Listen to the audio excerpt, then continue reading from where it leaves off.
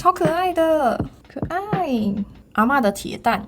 iPhone 16要完全解放实力，真的就看这一次 iOS 18.2了耶！这一次的更新超级精彩。虽然现在还是测试版，但是已经可以看到好多 AI 工具都已经加入 iPhone 了，而且还有 ChatGPT 这个强大的工具。那我们之前不是一直在说中文化的 AI 要等到明年吗？但是其实接下来呢，只要有用到 ChatGPT 的功能，它其实是听得懂中文的哦。还有这次呢 iOS 18.2也加入了 AI 制作图片，还有 AI 制作 emoji 的功能，是不是超级可爱的？所以我们今天就来详细看看 iOS 18.2测试版 Beta 1到 Beta 3有哪些好玩的新功能吧。首先第一件事情呢，就是 ChatGPT 登入 iOS 咯。现在这个 ChatGPT 可以说是直接内建在 iPhone 里面了。例如说我们现在到设定里面啊，然后你去找 Apple Intelligence 这个选项，里面现在就有这个 ChatGPT 的选项，然后你点进去，然后它这边就会直接让你登入现有的账号。那你不登入也没有关系，你还是可以用它里面的功能，只是它会有用量的限制哦。就它所有的进阶功能每天都是有限制用量的，然后你就可以进来这边查看说你的进阶用量用完了没有。那当然，如果你已经有付费账号的话，你这边直接登入，你就不会有这个用量限制的问题咯。那这个 ChatGPT 可以在 iPhone 上面做哪些事情呢？首先第一个是 Siri 的搜寻。今天这个 Siri 它会自己判断说这个问题它能不能够回答，然后它会自己问你说要不要 pass 给 ChatGPT。那其实我们今天也可以指定要 ChatGPT 回答，因为 ChatGPT 其实是看得懂中文的。例如说我今天把 Siri 的对话框叫出来，然后假设我叫它写一封分手信，那我今天要指定 ChatGPT 回答的话，我就是在后面直接加一个 ChatGPT。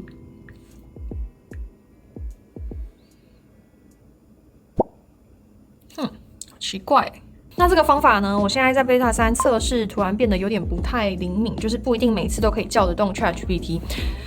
那希望之后它是可以立刻触发 ChatGPT 的，不然中文的使用者真的是会很头痛。然后呢，我试了一下用英文问答的话，你要直接用 ChatGPT 是没有问题的。Write a breakup letter for me, ChatGPT。就是你直接在问句后面加上 ChatGPT 就可以了。但是中文如果用打字的方式，就是目前还不是很稳定这样子。然后再来第二个 ChatGPT 的用法呢，就是 Camera Control 这个相机控制按钮。现在你长按之后就会跳出这个辨识的框框，然后你就可以开始辨识物品，就是对准你要辨识的东西。然后这边呢非常的奸诈哦。你会想说这两个按钮有什么差别呢？魔鬼都是藏在细节里面。其实左边是 ChatGPT， 然后右边是 Google 视觉搜寻。我觉得他们真的超级奸诈的，就是两边都要讨好，然后看哪一边可以给的利益比较多，有没有？因为现在两边 AI 其实发展的都竞争蛮激烈的，所以例如说我们按左边，它就会出现这个 ChatGPT 的对话，那它就会自动辨识说这个是什么东西，然后你也可以去问它其他的问题，就是关于这个它辨识的物品这样子。那如果是右边的话呢，就是 Google 搜寻，它基本上就是之前那个 Google Lens 的功能啦，就是现在内建到 iPhone 里面了这样子，其实还蛮好玩的。那这个视觉辨识呢，你可以用在很多方面。然后之前苹果他们是说，甚至它可以辨识一些日期啊，或者是一些行事历、联络资讯之类的。然后你就是可以直接打电话或者是加入联络人。好，然后再来下一个 ChatGPT 的用法就是写作工具了。就是虽然我们之前已经介绍过这个非常阳春的协作工具，但是它现在加了这个 ChatGPT 进来之后，就变得非常的强大哦。首先上面这边这一栏呢是更改你原本的协作内容。那最强大的是什么？最强大的是最下面这个 Compose， 就是创作的部分。这个按钮基本上就是 ChatGPT 没错。例如说我今天点进去，然后呢我们再试一次，写一封分手信。有没有非常漂亮的一个动画，然后它就直接帮你把这个分手信写出来了。你今天要创作任何的内容都可以，就是发挥你的创意。而且像我刚才说的，它其实听得懂中文，就是你今天已经确定它是使用 ChatGPT 的功能的话，它真的是可以看得懂中文。但是如果你是其他的部分，它如果是苹果内建的 Siri 之类的话，它就是完全听不懂中文。这就是目前对中文使用者来说的一个缺点啦。所以大家如果想要在 iOS 18.2 就抢先玩玩看这个 AI 功能的话，记住这个协作工具就要选最下面的这个 Compose， 它才看得懂中文哦。再来下一个 iOS 18.2 最大的亮点就是图片生成 AI， 就是现在呢它里面多了一个 App 叫做 Playground， 它基本上就是 AI 图片生成，然后你可以点进去。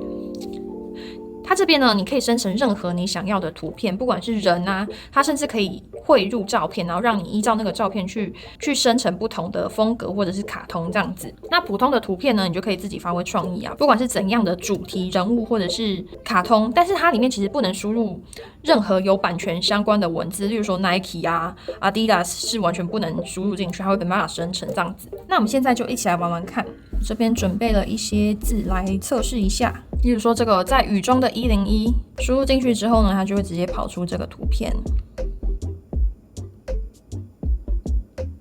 那这个工具要怎么使用呢？首先大家看到最下面有一个输入栏，它基本上你可以输入你想要创作任何相关的文字，例如说你想要雨中的101啊，还是什么9份的照片啊，你都可以直接在这边输入，只不过现在就是英文版为主啦。然后上面呢就有一些它建议你的字词，例如超级英雄或者是宇宙相关的主题，你就是可以直接加进去，然后它就会开始生成，有点像上面这边就是在煮菜，然后你就是挑一些材料丢进去这样子，然后你也可以自己输入把它加进去，例如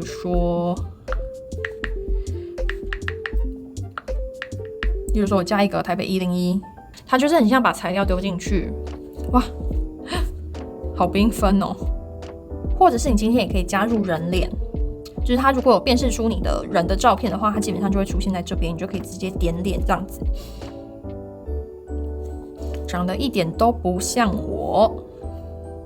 Anyway， 然后你也可以加入照片，就是在这边有一个选照片的选单，然后上面也可以让你挑选风格，这边有卡通风格，然后还有插画风格，这个就是比较插画的感觉。那我们现在来试看看一些我准备好的字，阿嬷的铁蛋，花莲的海边的山景，然后它这边就会有很多组让你自己选哪一张你比较喜欢这样子。当当，这是我的成品。那比起图片生成呢，我觉得更好玩的是生成 emoji， 就现在任何你想要的 emoji 都可以透过 AI 生成出来的。例如说大家看到这3行，全部都是我自己生成的 emoji。那这个东西要怎么玩呢？就是今天在任何你可以输入的地方，然后你叫出 emoji， 然后这边就会有一个彩虹的 emoji 的图案，然后你就点下去。这边呢，你就是可以用英文输入任何你想要制作的 emoji 这样子。那有时候如果你不知道自己想要 emoji 怎么用英文写出来的话，你就是可以求助于 ChatGPT。我就是叫他帮我写 emoji 的 prompt， 然后他就会给我一系列相同主题的 emoji 的文字这样子，那你就可以把英文的部分复制起来，然后把它输入到这个里面。例如说我今天要来做一个白色拖鞋，复制起来之后呢，我就把它贴上，超可爱的。然后你就可以点右上角加入，它就会出现在你的贴纸这一区。然后我一系列都是非常可爱的白色冬季主题，就有白色的猫啊，白色蝴蝶结，然后白色的蝴蝶啊，咖啡珍珠项链，然后这边有一个 Vision Pro， 我觉得很好笑，就是因为我刚才不是说商标啊、产品这类的东西它都没有办法辨识嘛，所以我就只能用一个最能形容出 Vision Pro 的字眼去把它创造出来，就是你不能直接输入 Vision Pro， 所以这个就是有一点麻烦这样子。然后这个贴图呢，你就是可以传给对方。然后今天这个自己制作的 emoji 呢，它是可以互相储存的，就是例如说我今天传给对方，对方就可以直接长按，然后这边有一个加入贴纸，它就会加到它的贴纸里面了。所以你今天想要创造任何主题啊，比如说你今天想要新年主题或者是圣诞主题的话，你就可以创造一系列的圣诞 emoji， 然后就可以传给朋友，或者是一些好笑的图片，就是说什么恐龙戴圣诞帽啊，什么东西的之类都可以。所以就是玩法还蛮多的。那除了刚刚的图片生成啊，还有 emoji 的制作之外，那下一个呢，我们来讲到备用物，它里面其实也可以直接图像生成，而且它是可以透过你已经写好的文字去生成相关的图片。例如说我今天可能有去101之类的，那它可能在下雨，那我可能打了一篇日记是关于这件事情的话呢，我就是可以在里面选择下面的画笔，然后里面有这个彩虹笔，有没有？点下去之后呢，你就是把它圈起来，它就会依照你上面的文字去生成相对应的图片。这样，如果你今天是打一长篇的日记啊什么的，它就是会具象化，所以就还蛮好玩的，而且画的蛮好的大家看，画的挺好的。再来测试另外一个，可爱。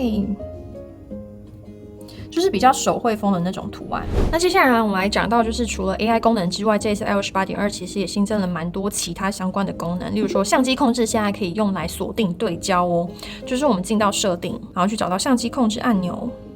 这边呢就有一个 AEAF Lock， 打开，然后我们进到相机。那现在新的设定是你轻按，大家有没有发现它那个框框变大？给大家看清楚一点，就是你轻按的时候，它就是对焦，它上面就会出现这个 AEAF Lock。拿这个 AirPods 来试看看，比如说我现在锁住，然后用这个 AirPods， 它就不会对焦了。所以这个部分呢，就是如果你今天要制造一些景深的效果的话，就会还蛮好用的哦。或者是你今天有一些过曝的问题之类的，用这个方式去锁定曝光也是很 OK 的一个功能。然后再来另外一个 iOS 8.3有改的地方，就是在播放影片还有截图的时候，它现在是用全萤幕的方式。就不知道大家记不记得之前它播放影片的时候，都会是比较小的界面，然后观看起来就比较不是那么直觉。那现在它变成这样一个全萤幕的方式，只是有一个小缺点，就是它下面的这个所有图片的展示的地方啊，还有这个时间轴都挡住你原本的影片了，所以就不知道这个还会不会改耶。然后之前讲 iOS 8的相簿，一大堆人都在抱怨说这个新的界面真的是非常不习惯。老实说，我到现在也都还没有习惯，因为有的时候东西汇进来，然后你就不知道它跑去哪里，它就是不会出现在最下面。然后就有人跟我说，其实你可以去改它的排列方式，就在这边有一个 Sort by Recently Added， 然后这样子呢，就会是你最先汇进去的会出现在最下面这样子。所以如果你发现 iOS 8它上部排版跑掉的话，你就是可以用这个方式，它这个你要往上拉它才会出现哦，这个界面。然后再来下一个呢，我们要来分享 AirTag 被弄丢的话，现在可以分享地点给航空公司哦。就是之前 AirTag 很好用的方法，就是你把它丢到行李箱里面，然后例如说你出国啊什么的，就不怕弄丢了，因为你可以随时看到说它现在是在哪一个机场或者是在哪一个地点。那现在 iOS 8更进阶的就是你可以分享这个地点给航空公司，就是现在点到这个 AirTag 里面，这边有一个 Share Item Location。然后这边它就是说，你可以分享地点给航空公司相关的人，这样子。点进去之后呢，它就会出现这个链接，你就可以把它分享给相关的人士喽。那最后呢，我们来讲到 AirPods 的问题哦，就是之前我有做了一部 AirPods 4的相关心得嘛。那后续呢，我们其实有发现它有一些问题，就是它会把人声过度隔离，导致我们如果是发出比较小的声音的时候，它也会把它直接隔离掉，就听不到别人在说什么。所以这是一个小小的缺点。然后另外一件事情呢，就是我不知道为什么 AirPods 常常会自己在那边乱叫，你们会吗？就是有用 AirPods 的大家，它就是有时候就自己在那边叫就是它会发出一个声音，不知道你们会不会这样子，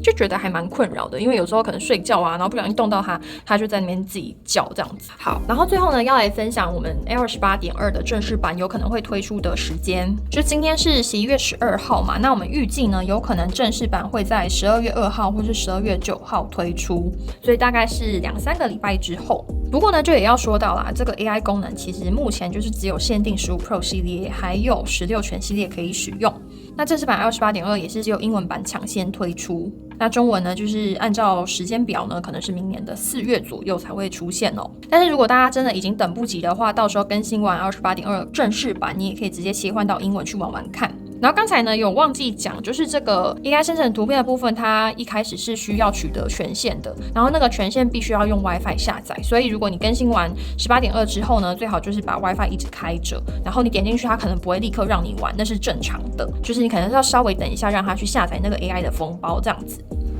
所以不知道大家期不期待这一次的 iOS 8.2呢？欢迎在下面留言区跟我一起讨论你们用 emoji 做了哪些好玩的图片吧。然后呢，我自己也非常期待 ChatGPT 到时候可以登入 macOS， 它就会比较顺畅一点。因为现在我都是要用网页版嘛，而且我又是一个重度使用者。那到时候如果直接可以在 Mac 上面备忘录就用 ChatGPT 的话，那会非常的方便。好，那我们今天的影片就先到这边，我们就下次再见喽，拜拜。